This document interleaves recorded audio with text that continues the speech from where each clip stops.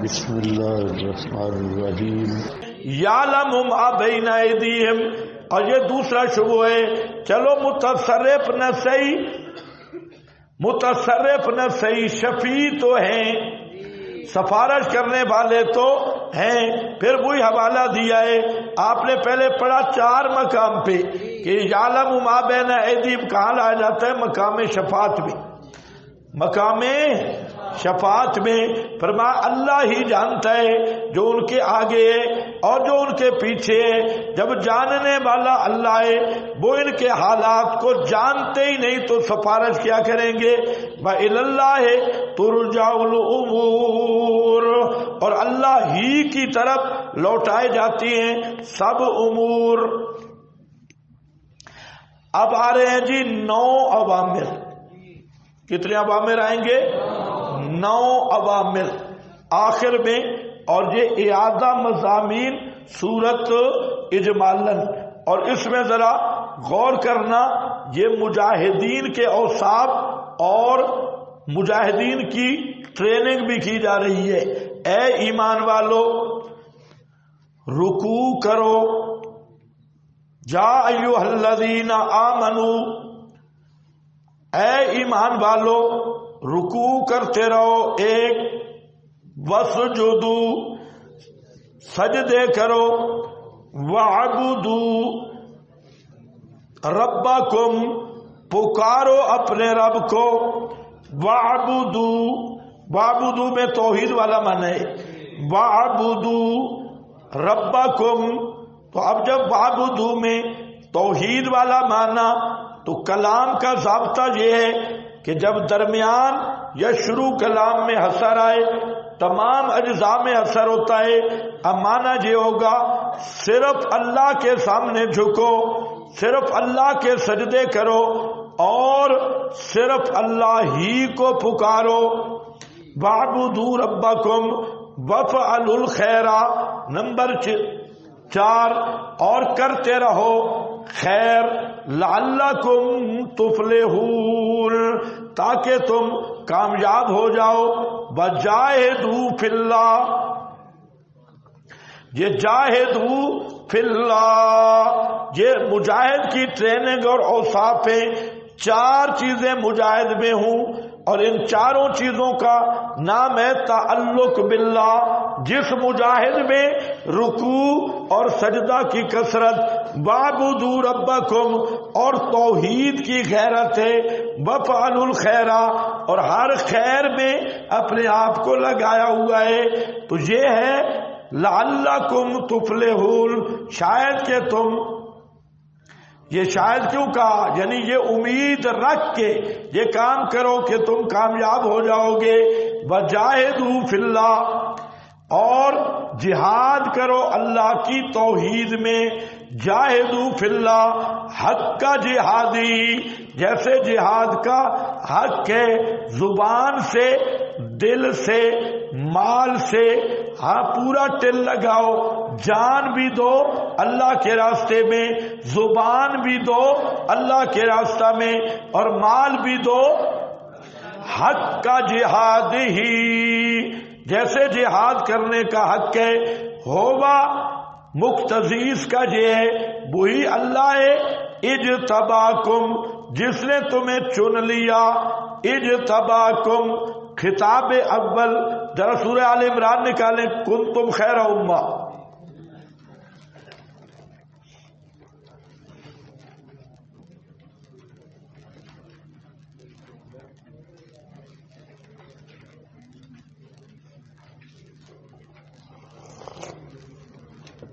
ہاں بھائی 129،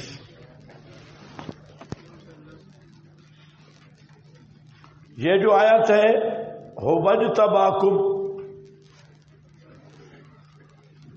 اور یہ ہے کنتم خیر امۃ، تم خیر امۃ، اور پیچھے آیا تھا جعلناکم امۃ وسطا، امۃ وسطا، یہاں ہے کنتم خیر امۃ، اور وہاں ہے ہوبا اجتباکم، اسی نے تمہیں منتخب کیا. یہ تینوں آیات بالاسالت یہ صحابہ کے حق میں ہیں. کیا کہا میں نے؟ یہ تینوں آیات بالاسالت صحابہ کے ساتھ خاص ہیں، بالاسالت. اور بعد میں ان آیات کا وہ مصداق ہے جو متبع الصحابہ ہے. جو کیا ہے؟ متبع الصحابہ. اب دیکھو تینوں کا مضمون وہاں میں نے ذکر کیا، عدالت صحابہ کا مضمون. اب یہاں دیکھو کنتم خیر امہ. ہمارے ریبنڈ والے بھائیوں نے اس پہ ایسا قبضہ کیا کہ یہ آیت اتری ریبنڈ میں، ہر جگہ پہ پڑھیں گے کنتم خیر امہ. پڑھو کیا معنی ہے کنتم خیر امہ؟ کدھر ہے بھائی؟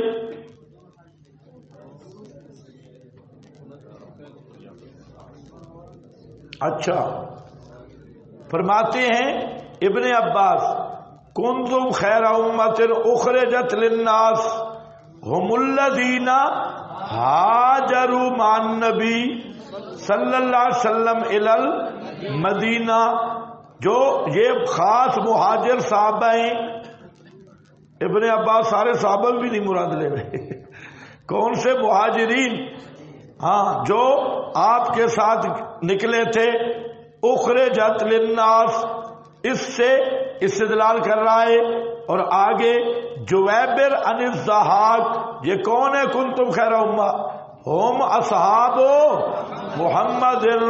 سارے پڑھو سارے پڑھو. ہم اصحاب محمد خاصتاً کنتم خیر امہ. یہ کون ہے؟ اصحاب محمد خاصتاً، خاص ہے اصحاب محمد کے ساتھ.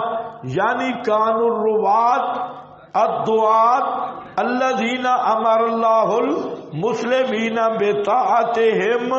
وروی عن عمر بن الخطاب قال کنتم خیر امہ للناس تکونوا لأولنا ولا تکونوا لآخرنا. بس صحیح ان هذه الآیۃ عامۃ فی جمیع الامہ کل قرن بحسبہ وخیر قرونہم الذین بعث فیہم رسول اللہ صلی اللہ علیہ وسلم ثم الذین یلونہم ثم الذین یلونہم. سمجھو اصل جو جہاں دو قول ہیں. ایک قول یہ ہے کہ کنتم خیر امہ یہ صحابہ کے ساتھ خاص ہے، خاصتاً، بعد والی امت کو شامل ہی نہیں.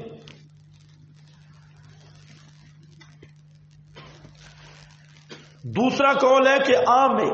لیکن میں کہہ رہا ہوں عام اگر مانو تو پھر کس شرط کے ساتھ ہوگی؟ جو متبع الصحابہ. دلیل من المہاجرین والانصار والذین اتبعوہم بإحسان رضی اللہ. تو وہی ہے کنتم خیر امہ. تو بعد والوں کے لیے شرط ہے کہ وہ صحابہ کے متبع. تو اصل یہ فضیلت کس کی ہے؟ صحابہ کی.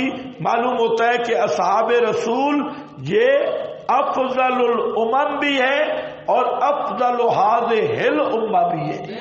افضل الامم افضل هذه الامت.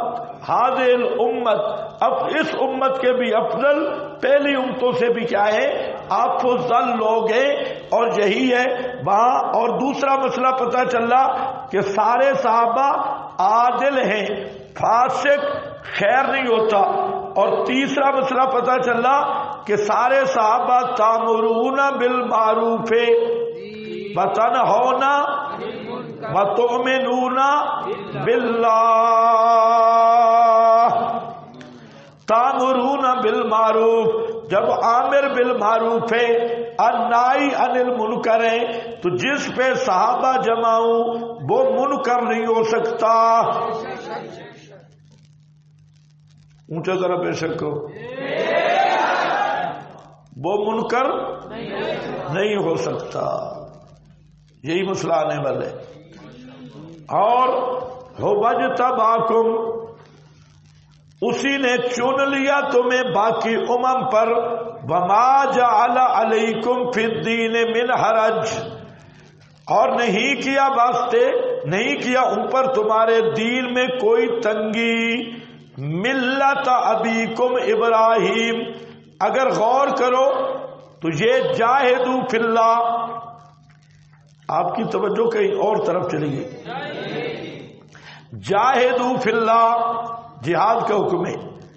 اور وَاجْتَبَاكُمْ علت ما جعل علت ملت ابیکم علت، اور من یہ لیکون الرسول علت اقیم الصلاۃ، یہ جہاد کی کامیابی کے اور میدان جہاد میں کامیابی کے اصول ہیں.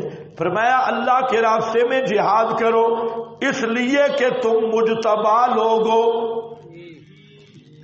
اس لیے کہ تم مجتبی لوگ ہو، اس لیے کہ تمہارا دین وہ متوسط اور حق دین ہے، اور اس لیے کہ تم ہی ملت ابراہیم کے پاسبان لوگ ہو، ملت ابراہیم کے پاسبان لوگ ہو، اور اس لیے کہ تم بھی بعد والے لوگوں کے لیے وہ مربی اور تربیت کنندگان ہو، تو اس لیے تم نے جہاد کرنا ہے.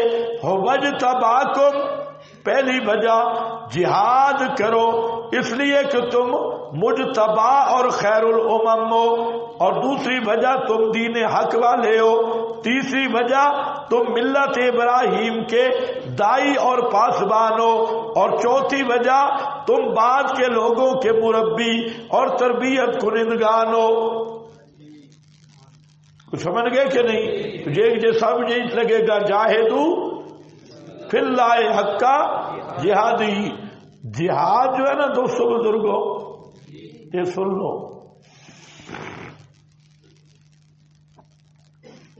لفظ جہاد اور لفظ فی سبیل اللہ، اس کا اصل معنی قتال فی سبیل اللہ ہے. کیا معنی ہے؟ قتال فی سبیل اللہ. اس کے علاوہ اگر کہیں جہاد کا لفظ آئے گا تو وہ مجازی معنی میں استعمال ہو. مجازن، جو اصل شرعن جہاد کس کو کہتے ہیں؟ قتال فی سبیل اللہ. اس بات کو ذرا اچھی طرح سمجھو. میں باقی جہادوں کا انکار نہیں کر رہا، دین کی باقی شعبوں کا انکار نہیں کر رہا، لیکن جہاد اور فی سبیل اللہ یہ دو ایسے لفظ ہیں جو اصل وضع کے اعتبار سے قتال فی سبیل اللہ کے لیے وضع کیے گئے، اور قرآن و سنت کی اصطلاح میں جہاد قتال کو کہتے ہیں، اور فی سبیل اللہ اعلاء کلمت اللہ کو کہتی ہے. اعلاء کلمت اللہ توحید کی سر بلندی. باقی اگر جہاد کا لفظ کسی دینی تعلیم پہ یا دعوت پہ یا کلمہ حق پہ یا اپنی اصلاح پہ، تو یہ سب اس کا مجازی معنی ہے، حقیقی معنی نہیں ہے. اور شرعن بھی عرفن بھی. ایک آدمی بہت متقی ہے اور روٹی بالکل نہیں کھاتا اور ہڈیاں کا ڈھانچہ ہے اور پڑا ہوا ہے صوفی، تو اس کو آپ کیا کہیں گے؟ مجاہد ہے. شیخ الحدیث کو کبھی کہا مجاہد ہے؟ شیخ الحدیث ساری زندگی حدیث پڑھا رہا ہے، تو اس کو کیا کہو گے؟ مجاہد ہے. عرفن نہیں کہا جائے گا. ہاں یہ ہے کہ اس کو ثواب ملے گا، یہ نہیں کہ ثواب نہیں ملے گا. تو جہاد کا اصل معنی بتا رہا ہوں. اب یہاں دو قسم کے غالی ہیں. ایک غالی ہے شتر بے مہار، اور وہ سمجھتے ہیں کہ قتال کے علاوہ جہاد کا کہیں استعمال ہی نہیں. اور دوسری طرف سوفڑ ہے، انہوں نے جہاد والی ساری ایتیں چلے پہ فٹ کی ہوئی ہیں، اور یہی گشت اور استنجا اور مٹر اور مسواک اور آلووں سے قتال کرنا، آلو مٹر، تو انہوں نے ساری جہاں فٹ کی ہے۔ تو اس لیے یاد رکھ لو کہ جہاد قتال کو کہتی ہے، اور فی سبیل اللہ کیا ہے؟ اعلاء کلمۃ اللہ، وہ بھی جہاد ہے۔ جاہدوا فی اللہ حق جہادہ، جہاد کرو اللہ کے راستے میں جیسے جہاد کرنے کا حق ہے۔ وَاجْتَبَاكُمْ، اسی نے تمہیں چن لیا ہے اپنے دین کے لیے، اور نہیں کیا اوپر تمہارے دین میں کوئی تنگی۔ الدین یسر، سارا دین آسان ہے۔ من حرج کا معنی یہ نہیں کہ اپنی طرف آسانیاں بناؤ، اللہ نے دین کی وضع ایسی رکھی ہے جو یسر پہ مبنی ہے، اور لا یکلف اللہ نفسا الا وسعها کی حکمت پہ مبنی ہے۔ الزموا ملت ابیکم ابراہیم، لازم پکڑو اپنے بابا ابراہیم کی ملت کو۔ بابا اگر نسبی ہو تو پھر قوم کا خطاب عرب کو تو ظاہر ہے، عرب والوں کو ہے، لیکن بہتر ہے کہ یہ بابا مقتدا کے معنی میں ہے۔ ملت ابیکم ابراہیم ہوا سماکم، اس نے نام رکھا تمہارا المسلمین، کیا نام رکھا تمہارا؟ ہوا سماکم المسلمین۔ ہوا کا مرجع کیا ہے؟ نہیں، اچھا یہاں خیال کر رہے ہیں، آپ بھی ٹھیک کہہ رہے ہیں، بعد نے ہوا کا مرجع کیا بنایا؟ حضرت ابراہیم، لیکن آگے ذرا پڑھو۔ ہوا سماکم المسلمین، اس نے نام رکھا تمہارا مسلمان، من قبل، نزول قرآن سے پہلے، وفی ھذا، اور اس قرآن میں، تو قرآن میں تمہارا نام ابراہیم نے رکھا ہے۔ فی ھذا بتا رہا ہے کہ ہوا کا مرجع لفظ اللہ ہے، اور وہی راضی ہے۔ پتہ نہیں تمہیں سمجھ آئیے کہ نہیں؟ جہاں اور ابراہیم نے جو نام رکھا ہے تو وہ بھی اللہ کے حکم پہ رکھا ہے۔ ملت ابیکم ابراہیم ہوا سماکم المسلمین من قبل، اس سے پہلے، وفی ھذا، اور اس میں یعنی قرآن میں بھی تمہارا نام مسلمان ہے، پہلے بھی تمہارا نام کیا ہے؟ مسلمان ہے۔ تو یہ رکھنے والا کون ہے؟ اللہ۔ سماکم المسلمین من قبل وفی ھذا۔ ایک فرقہ ہے جماعت المسلمین، نام سنا ہے اس کا؟ جماعت المسلمین۔ بھائی ایک توجہ سے بات سنیں، کوئی ساتھی مجھے کہہ بھی رہا تھا کہ مسائل کا وقت بڑھائیں، یہ سارے مسائل ہی آ رہے ہیں، کوئی صفحہ ایسا ہے جس پہ مسئلہ نہ آ جاؤ، لیکن ایک ذہن بن گیا ہے کہ کاغذ ملے اور اس کے اوپر بیٹھے تب مسائل۔ اگر آپ شمار کریں نہ 50 مسئلہ میں بیان کر چکا ہوں، گن لینا پورا 50 مسئلہ آ گیا، لیکن تم پڑھتے جاتے اور پھر بھولتے جاتے ہو، تو اس کا تو ہم ذمہ دار نہیں، پورا 50 مسئلہ آ چکا ہے۔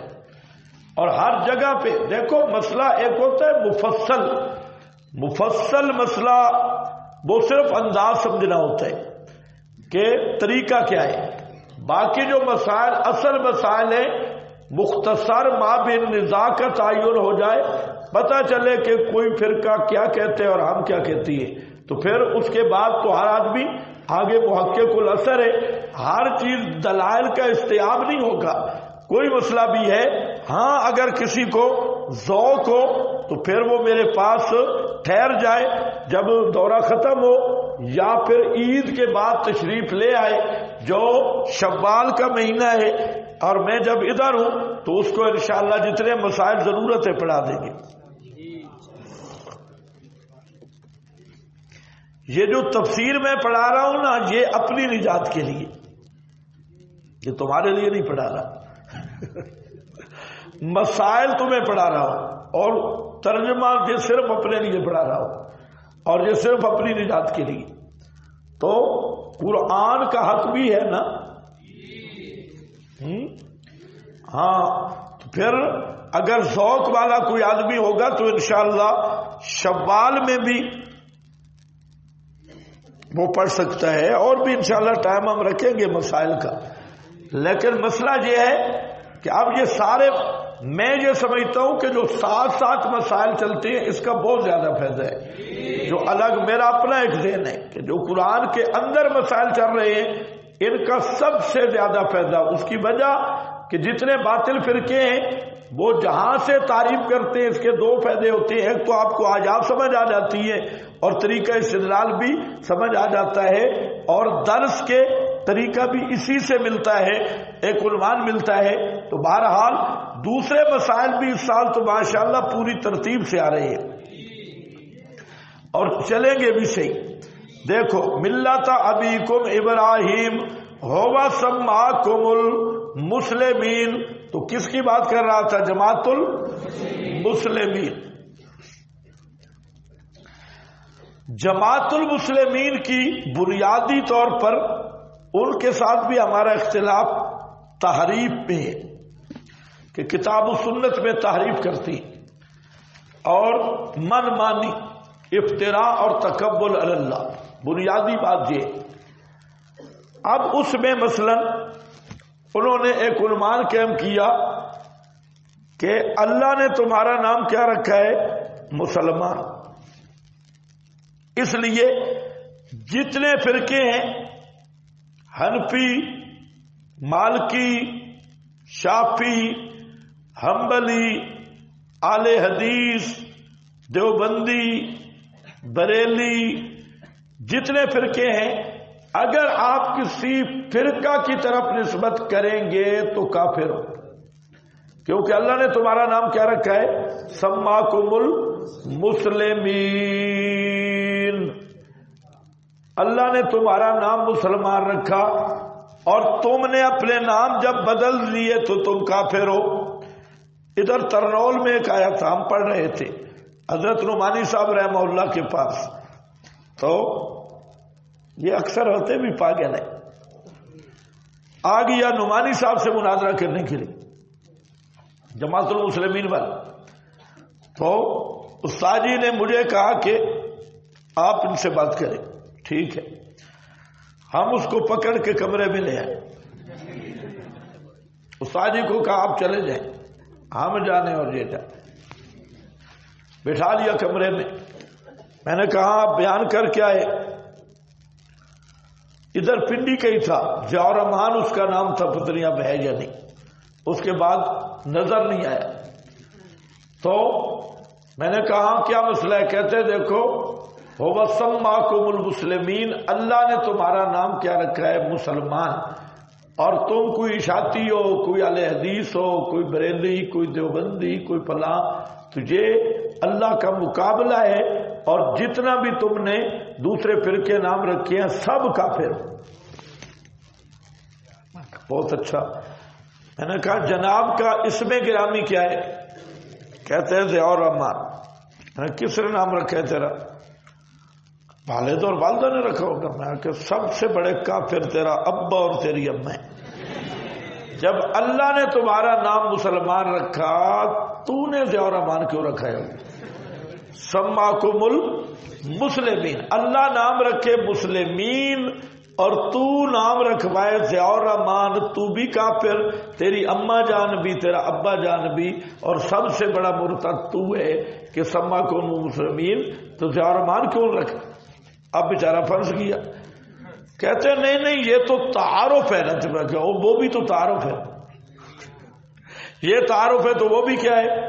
تعارف ہے. کہتے نہیں یہ کوئی نام رکھنا دین تو نہیں. میں نے کہا نام رکھنا دین نہیں ہے پھر اپنا نام ابلیس رکھ لے, دین کے ساتھ تو کوئی تعلق نہیں. تو مسئلہ یہ ہے کہ سماکم المسلمین سمجھو, اللہ نے تمہارا نام صرف مسلمان رکھا ہے, کوئی اور بھی رکھا ہے؟ بھول گئے ہو؟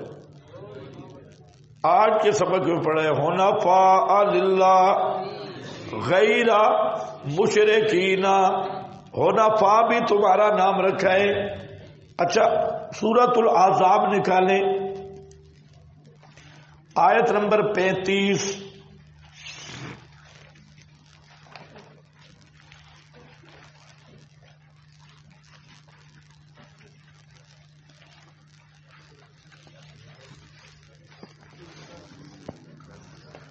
ایپ 781 صفحہ جی. ان المسلمین والمومنین والقانتین والصادقین والصابرین والخاشعین والمتصدقین والصائمین. بس یہ کتنے نام آگے؟ سماکم المسلمین ہے صرف. یہاں تو المومنین, القانتین, الصادقین, الصابرین, الخاشعین, المتصدقین, یہ بھی تو کس نے نام رکھے؟ اللہ نے. تو اس لیے یاد رکھ لو کہ یہ کہنا کہ تمہارا نام اللہ نے مسلمان رکھا ہے تو اس لیے کوئی دوسرا نام کہلوائے گا تو وہ کافر ہوگا, تجھے خود کافر بننا ہے. البتہ ایسی چیز جن دیوبندی بریلوی یہ الگ بات ہے کہ یہ کوئی فرقے نہیں. جماعت حقہ اور فرقہ ناجیہ وہی ہے جو ما انا علیہ و اصحابی. تو یہ دیوبندی بریلی یہ انہوں نے مذہب بنا دیا, یہ صحیح بات ہے کہ یہ کوئی مذہب نہیں. اصل چیز وہی ہے ما انا علیہ و اصحابی. لیکن جو تعارفی نام ہے بطور تعارف کے, اس پر کفر کا فتویٰ لگانا اور پھر خصوصاً حنفی, شافعی, مالکی, حنبلی اس پہ فتویٰ لگانا وہ تو فرقہ ہی نہیں. فرقہ وہ ہوتا ہے کہ عقیدے میں اختلاف ہو, عقائد میں جب اختلاف ہی نہیں تو وہ فرقے کیسے ہے؟ تو بہرحال یہ تھوڑی سے دوائی اپنے پاس رکھ لو. سماکم المسلمین. پھر ترمذی میں حدیث ہے, فرمایا سماکم المسلمین المومنین عباد اللہ. سماکم المسلمین المومنین عباد اللہ. اللہ نے تمہارا نام مسلمین بھی رکھا, مومنین بھی رکھا. سماکم المسلمین عقیدہ عمل کے فرما بردار من قبل وفی ھذا لیکون الرسول شہیدا, تاکہ ہوں رسول پاک. اوپر دیکھو کیا لکھا ہے, حق بتلانے والا اوپر تمہارے, اور ہو وہ تم حق بتلانے والے اوپر لوگوں کے, حق بتلانے والے اوپر لوگوں کے. فاقیموا الصلاۃ, پس قائم رکھو نماز اور دیتے رہو زکات. واعتصموا باللہ, اعتصام باللہ, اعتصام بے کتاب اللہ. ہوا مولاکم, وہی ہے حقیقی کارساز تمہارا. فنعم المولا ونعم النصیر. واہ واہ مالک ہے اور واہ واہ مددگار ہے. یہاں مسئلہ ہے, لیکن میرا گلا صحیح کم نہیں کر رہا. یہاں مسئلہ ہے عرض الاعمال کا.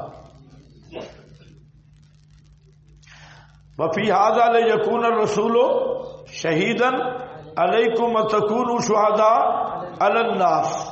تو اس آیت کے تحت علامہ آلوسی نے عرض اعمال کا مسئلہ چھڑا ہے. کس کا؟ عرض اعمال کا. یہ پوری عبارت آ رہی ہے علامہ آلوسی رحمت اللہ تعالی علیہ کی، اور یہ بہت زبردست عبارت ہے علامہ آلوسی کی. چلو تھوڑا سمجھ ہی لو، گلا چلے نہ چلے بات آرام سے سمجھ لو. مسئلہ یہ ہے کہ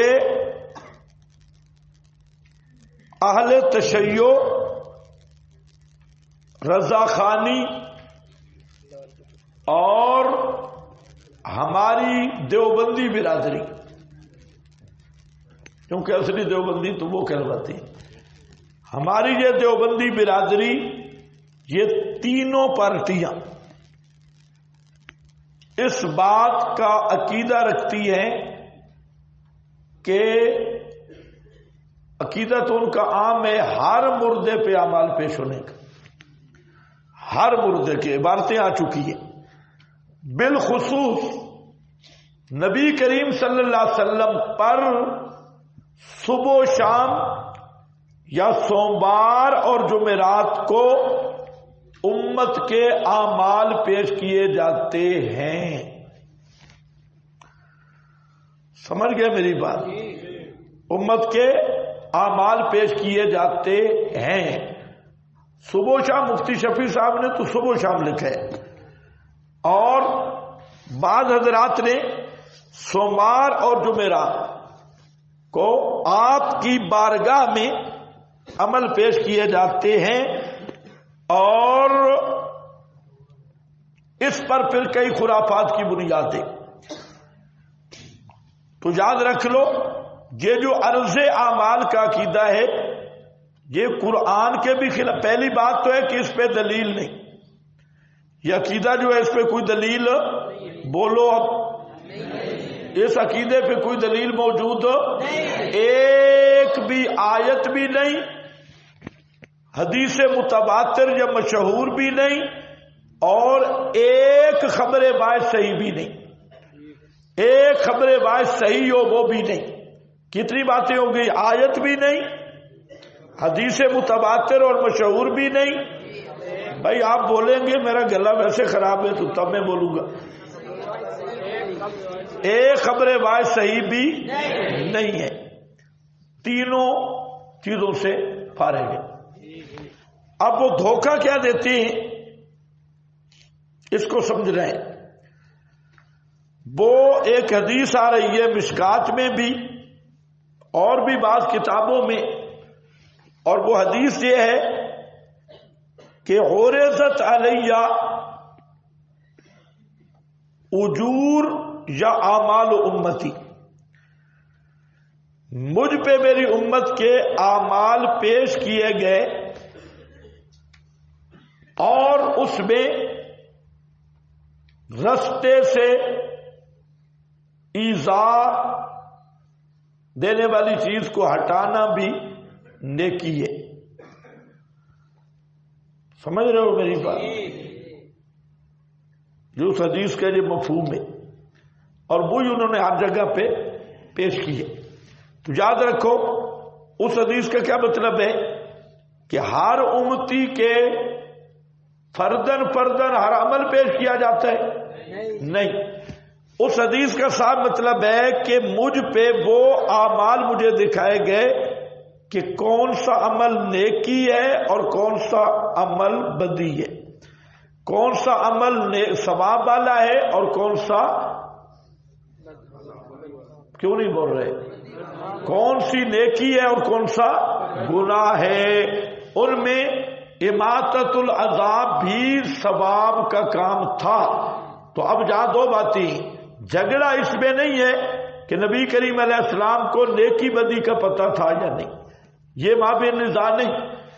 جھگڑا اس میں ہے کہ ہر امتی کا جو اپنا عمل ہے یہ نبی کریم علیہ السلام پہ پیش ہوتا ہے کہ نہیں. ایک ہے نفس اعمال کے یہ نیکیاں ہیں اور یہ بدیاں ہیں، تجھے تو آپ کو نہیں پتا زنا کرنا گناہ ہے، چوری کرنا گناہ ہے، ڈاکہ کرنا گناہ ہے، اور آپ کو پتہ ہے مسجد میں آنا ثواب، روزہ رکھنا ثواب، حج کرنا ثواب، ذکر کرنا شرعی طریقے پہ ثواب، تجھے چیزیں بتائی گئی عرضت علیہ، یہ جو فرمایا گیا مجھ پہ امت کے اعمال پیش کیے گئے وہ انفرادی شخصی اعمال نہیں، بلکہ اس سے مراد کیا ہے کہ امت کے لیے نیکیاں کون سا عمل ہے اور برائیاں کون سا عمل ہے۔ کچھ بات سمجھ گئے؟ میرا خیال ہے نہیں سمجھے۔ اس کو میں عنوان بدل دیتا ہوں، جو سمجھو کہ آپ جہاں موجود ہیں آپ کو نفس اعمال بہت سارے ایسے ہیں کہ آپ کو علم ہے کہ نیکی کیا ہے اور بدی کیا ہے، پتہ ہے یا نہیں ہے، لیکن آپ جہاں جتنے بیٹھے ہیں ایک دوسرے کے شخصی اعمال کو بھی جانتے ہیں کہ اس نے کیا کیا اور اس نے، تو دونوں میں کوئی فرق نہیں۔ تو ایک ہے نفس اعمال کا پیش ہونا، تو یہ تو آپ کا منصب ہے، آپ نبی ہیں، آپ نہیں بتانا ہے کہ یہ نیکی ہے یہ بدی ہے، اور ایک ہے کہ افراد امت کے شخصی اعمال یہ آپ کی بارگاہ میں پیش ہوں کہ آج فلانے امتی نے زنا کیا، فلانے امتی نے چوری کی، فلانے امتی نے ڈاکہ ڈالا، فلانے امتی نے سبق سے بھاگ کے تہہ خانے میں سو گیا، فلانا امتی جو ہے وہ لیٹرین کی بجائے باہر دیوار کو خراب کر رہا تھا۔ تو یہ جو ہے یہ ہے افراد امت کے شخصی احوال اور اعمال۔ تو مابین نزاع کیا چیز ہے، نفس اعمال یا شخصی اعمال؟ نفس اعمال میں جھگڑا نہیں، جھگڑا یہ ہے کہ امت کے افراد کے جو اعمال ہیں شخصی اعمال یہ پیش ہوتے ہیں یا نہیں، اور جو حدیث پیش کی جا رہی ہے اس کا تعلق کس کے ساتھ ہے، نفس اعمال کے ساتھ، کہ نیکی کیا ہے اور بدی کیا ہے۔ سمجھ گیا؟ یہ تیسری تعبیر اختیار کرو، اچھی طرح سمجھو۔ اچھا چلو تو بات نہیں کرے، عقل تو مشرک کی چندہ ہی نہیں۔ پہلے تو ان کو سمجھاؤ نا بھئی دو چیزیں ہیں۔ تو اب یہاں عرضت علیہ آیا تو وہ کون سے اعمال پیش ہوئے، شخصی احاد افراد امت کے اعمال نہیں، یا نفس اعمال؟ نفس اعمال سے مراد یہ نیکی، یہ بدی، یہ گناہ، یہ ثواب، یہ پیش ہوئے۔ اس کا کسی کو انکار ہی نہیں، یہ تو منصب نبوت ہے۔ پیغمبر نہیں بتانا ہے کہ یہ نیکی ہے یہ بدی ہے، تو بتائیں گے تب کہ پیغمبر کو خود معلوم ہو۔ اب رہ گیا کہ اعمال امت یہ آپ پہ پیش ہوتے ہیں، اس پہ دلیل لاؤ۔ اس میں کوئی دلیل موجود قرآن کی آیت بھی نہیں، حدیث متواتر بھی نہیں، مشہور بھی نہیں، اور خبر باعث صحیح بھی نہیں، ضیاف اور من گھڑت چند روایتیں وہ بھی شیعہ کی فیکٹری سے تیار کردہ، کیونکہ یہ عقیدہ ان الائمۃ اماموں پہ عرض اعمال ہوتا ہے، تو یہ عقیدہ آیہ روافض سے ہے اور انہی سے آگے اس کی اشاعت ہوئی۔ تو ایک بات یہ، تو اب اگر وہ دعویٰ کرے اور دعویٰ بھی ان کا ہے تو ہم کہتے ہیں دعویٰ پہ دلیل لاؤ، دلیل کوئی بھی نہیں۔ ہم سائل ہیں، وہ مدعی ہے، سائل کی ذمہ دلیل نہیں، لیکن پھر بھی ہم دلیل دیں گے، دلیل نہیں دلائل نہیں۔ اور جب آپ سے عرض اعمال کی نفی ہو گئی تو باقی مردوں سے خود بخود ہو جائیں گی۔ تو پہلی دلیل یوم یجمع اللہ الرسل فیقول ماذا اجبتم قالوا لا علم لنا انک انت علام الغیوب۔ اس آیت کو ذرا سمجھو، اس آیت کی متعدد توجیہات تھی، لیکن جو معید بالقرائن اور براہین والدلائل توجیہ ہے وہ یہی ہے کہ لا علم لنا بعد وفاتنا، لا علم لنا بعد وفاتنا، کہ مرنے کے بعد ہمیں کوئی پتہ نہیں کہ ہماری امتیں کیا کرتی رہی۔ اور یہ مولانا سرفراز خان صاحب نے ازالت الریب میں وہاں یہ معنی لکھ رکھا ہے کہ لا علم لنا سے مراد ہے بعد وفاتنا۔ سمجھ گئے میری بات؟ اور آپ کے حاشیے پہ حوالوں کی بھرمار ہے اور اس کے براہین اور تائیدات بھی موجود ہیں۔ تو یہ سب سے پہلی دلیل، اور یہ قرآن پاک کی آیت، یہ الرسل جمع معرف باللہ میں، اور اس میں رسول اللہ صلی اللہ علیہ وسلم بھی ہے، تو تمام رسولوں سے پوچھا جائے گا ماذا اجبتم، کیسے قبول کیے گئے؟ تمہارے مرنے کے بعد تمہاری امتیں کیا کرتی رہی؟ سب کے سب پیغمبر کہیں گے لا علم لنا، ہمیں پتہ نہیں، انک انت علام الغیوب۔ تو یہ صاف صریح آیت ہے کہ موت کے بعد انبیاء پہ امت کے شخصی اعمال اور اعمال پیش نہیں ہوتے، اگر پیش ہوتے تو لا علم لنا یہ کہنے کا کوئی مطلب نہیں بنتا۔ نمبر 2، دوسری دلیل، پورا قرآن پڑھے، پورا قرآن آپ کو یہی بتائے گا کہ تمام لوگوں کے اعمال پر خبردار ہونا یہ اللہ کا خاص ہے۔ علیم بما تعملون، بصیر بما تعملون، ساری آیتیں پڑھ لو قرآن کی۔ اور قرآن مقدس اللہ تعالیٰ کے کئی خواص علمیہ ہے، ان میں سے ایک خاصہ علمیہ یہ بھی ہے کہ مخلوق کے احوال و اعمال کی پوری خبر رکھنا، یہ خواص باری تعالی میں سے ہے۔ اور خاصۃ الشیء لا یوجد فیہ ولا یوجد فی غیرہ، دوسرا۔ تیسرا، پورا قرآن دیکھیں کہ اعمال کی جزا اور سزا یہ اللہ کا اختیار ہے یا پیغمبر کا اختیار ہے؟ اعمال کی جزا سزا یہ کس کا اختیار ہے؟ پورا قرآن آپ کو بتائے گا کہ اعمال کی جزا سزا یہ اللہ کا اختیار ہے اور یہ بھی اللہ کا خاصہ ہے۔ پھر اعمال کی جب جزا سزا یہ اللہ کے ساتھ خاص ہے تو غیر اللہ کے دربار میں اعمال کی پیشی کا کیا مطلب ہے؟ اعمال کی جزا دینے والا کون ہے؟ ثواب دینے والا کون ہے؟ بھائی آپ بولیں گے نہیں تو ثواب عذاب دینے والا کون ہے؟ اللہ۔ تو اعمال بھی کس کے دربار میں پیش ہونے چاہیے؟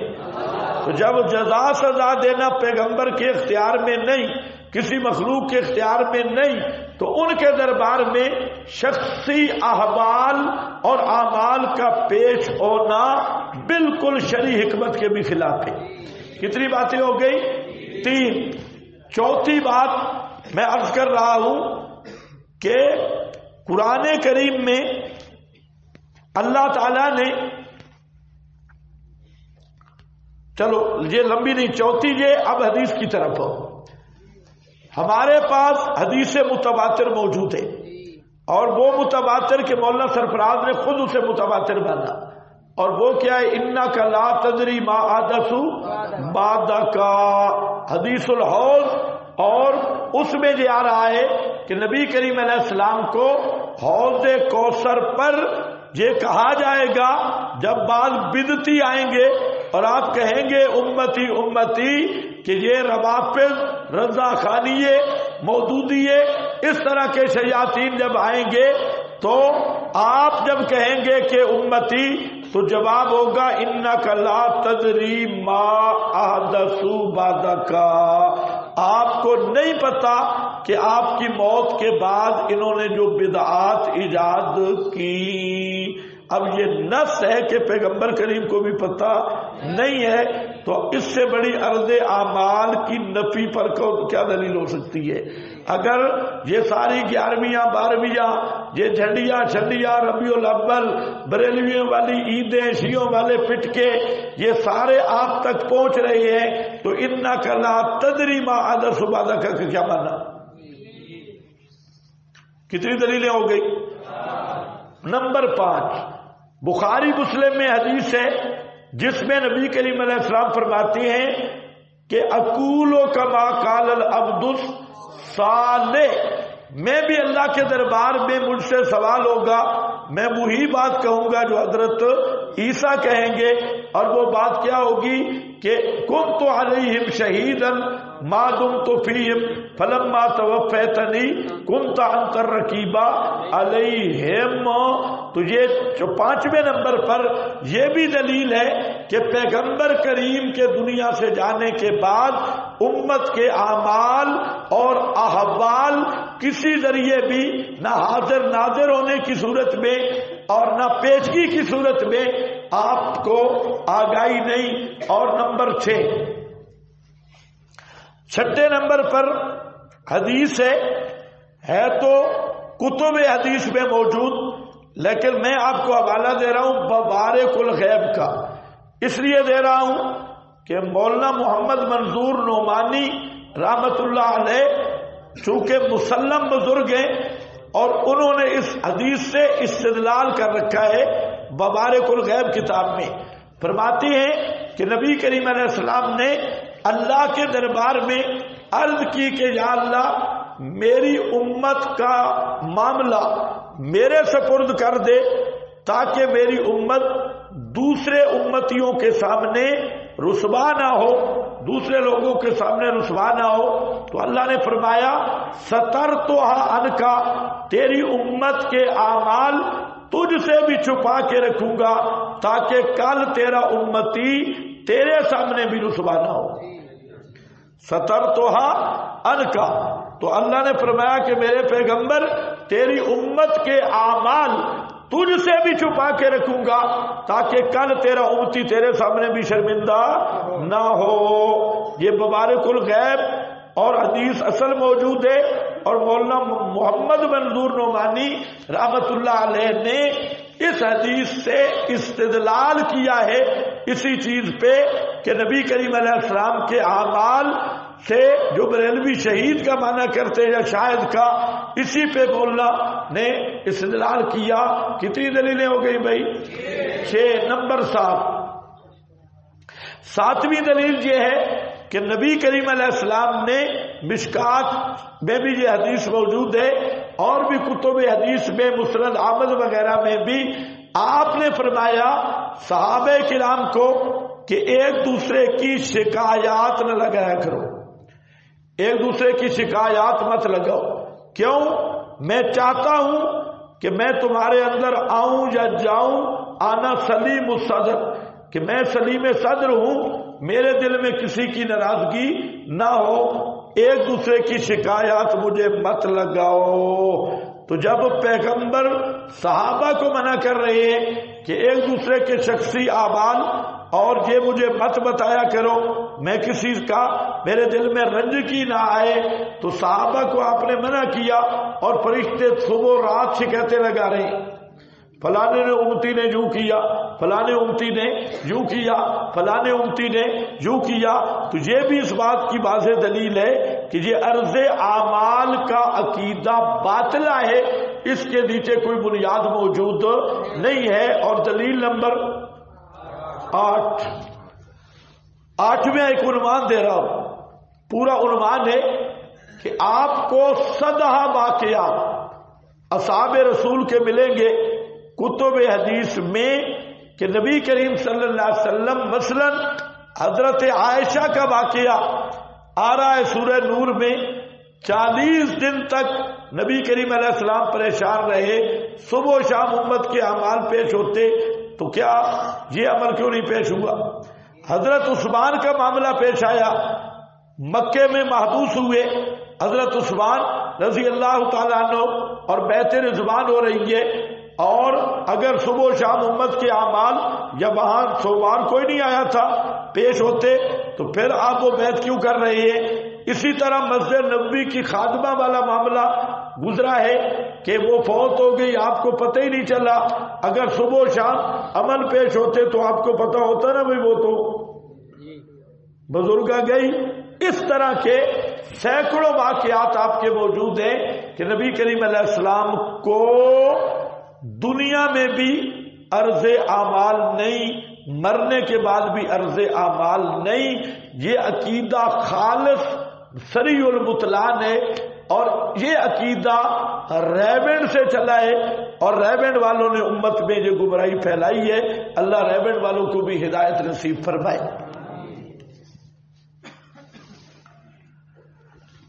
بس میرا خیال ہے یہ 8 تک کام کافی ہے، تو یہ اچھی طرح ذہن میں رکھ لو۔ اور بھی بہت کچھ ہے، لیکن یہ 8 دلیلیں بھی اگر آپ یاد کر لیں تو مقابلے میں تو ایک بھی نہیں، اور پھر قرآن کی دلیل کے بعد تو میں سمجھتا ہوں کسی دلیل کی ضرورت ہی نہیں، جب نص آ گئی اب کیا ضرورت ہے۔